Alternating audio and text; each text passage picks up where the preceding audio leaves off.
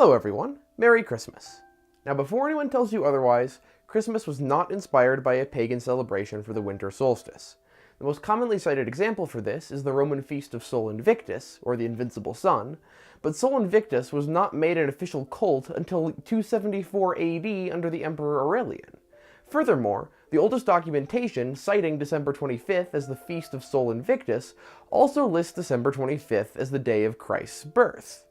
On the other hand, Hippolytus of Rome's commentary on Daniel, written over a century earlier, also lists December 25th as the day of Jesus' birth, and hints at an explanation for this, involving March 25th being the day of the crucifixion, and an old Jewish tradition wherein great prophets died on the day of their conception. March 25th plus 9 months equals December 25th, and voila, we have a day for the Feast of the Nativity. But I digress. The point is that Christmas is older than the secular traditions which sought to replace it. And that's really important to remember this time of year, because Christmas is dying. Now this may come as no surprise to some of you, or it might be an idea that you really disagree with strongly, but either way, please hear me out for a minute. There's a brilliant short story called The Shop of Ghosts by G.K. Chesterton that inspired me recently, and it does argue that Christmas is dying. But Chesterton goes farther. Christmas has always been dying, and if it weren't dying, it would cease to be Christmas. I understand this might seem absurd at first, but consider how often throughout history wars have been fought against this particular holiday. The Romans tried it with their sun feast, and then after the Protestant Revolution things really kicked off. The Puritans in particular hated Christmas because it involved fun, and passed laws outlawing its celebration in both England and the American colonies. They were the ones who started the whole Christmas is really a pagan feast thing, by the way. Materialism was killing Christmas even in G.K. Chesterton's time before World War I, and nowadays the politicians have gotten involved too, using the war on Christmas to turn the entire holiday into a partisan football. Every generation, it seems, a new army takes up the crusade to strike down Christmas once and for all, but they never seem to quite finish the job. It's almost funny, because the secular holiday, sometimes known as Christmas, has become this titan of the calendar year, overwhelming all the other celebrations, I think because the real holy day of Christmas has been so impossible to kill. Let's make Christmas all about children's whimsy. Let's turn St. Nicholas into a fat red elf who gives out gifts. That didn't do it? Well then let's make Christmas all about materialism. Toys, toys, toys. Let's throw a massive parade in New York City where we can showcase all the different brands and broadcast it all over the country every year. That didn't do it either?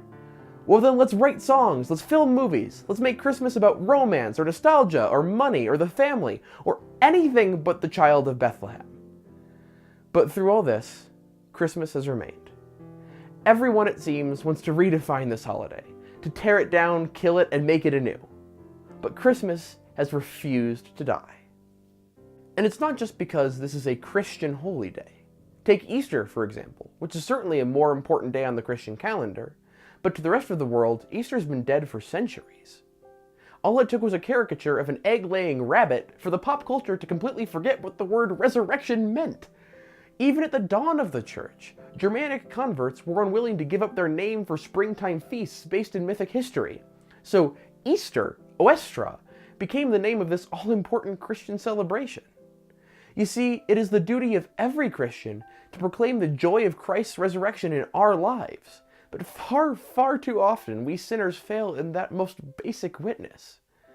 Easter is dead to the world until and unless we shout of the resurrection from the rooftops. But somehow, Christmas has always remained Christ's Mass, despite the best efforts of history. Why and how has this happened? I think, as with so many other things about Christmas, the answer is to be found with a newborn child, wrapped in swaddling clothes and sleeping in a manger. If Christmas is about anything, it's about the most radical, complete act of humility and weakness ever known. It is about how God, the all-powerful, omniscient God in all of his greatness and splendor, took upon himself human nature. He didn't simply clothe himself in human flesh, walking around like some mighty warrior. He really, truly, completely united himself to our humanity, being born like any other child. His parents were poor and unimportant by worldly standards. His birth was overlooked by the powerful and the wise. The world ignored the birth of the Christ child then, so why should it be any different now? The glory and strength of Christmas was never in wise men or shepherds, nor even in angels singing God's praises.